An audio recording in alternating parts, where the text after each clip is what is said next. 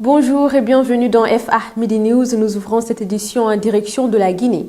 La Guinée a nommé Mariam Siré Sylla ministre du Budget, des Finances et de l'Économie, confiant le pilotage macroéconomique à un profil technocratique reconnu pour sa rigueur et son expertise internationale.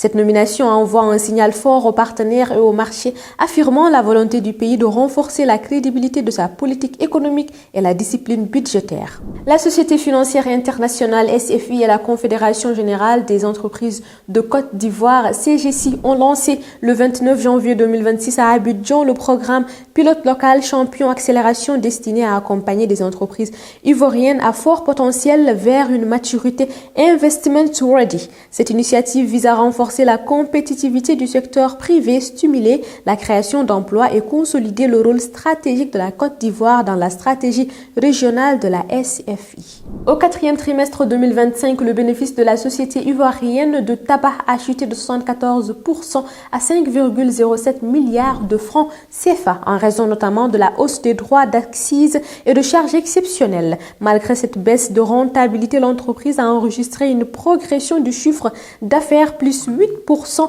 et des volumes de vente plus 4%, confirmant une dynamique commerciale positive sur l'année.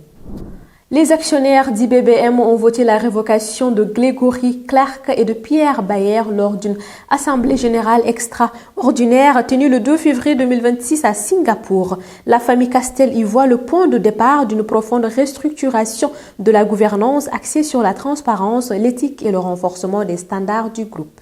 Entre 2023 et 2025, la production angolaise de pierres ornementales a doublé pour atteindre 400 000 mètres cubes, générant plus de 100 millions de dollars de revenus et environ 6 000 emplois directs.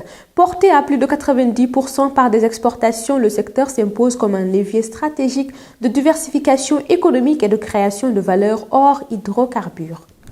Et pour finir, l'autorité de régulation financière accorde un délai supplémentaire de 6 mois aux compagnies d'assurance, de réassurance et aux sociétés spécialisées pour se conformer aux nouvelles exigences minimales de capital fixées à juin 2026. Cette mesure vise à renforcer la solidité financière du secteur tout en interdisant la distribution de dividendes en espèces tant que les seuils requis ne sont pas atteints. C'était tout pour aujourd'hui. Merci de votre suivi.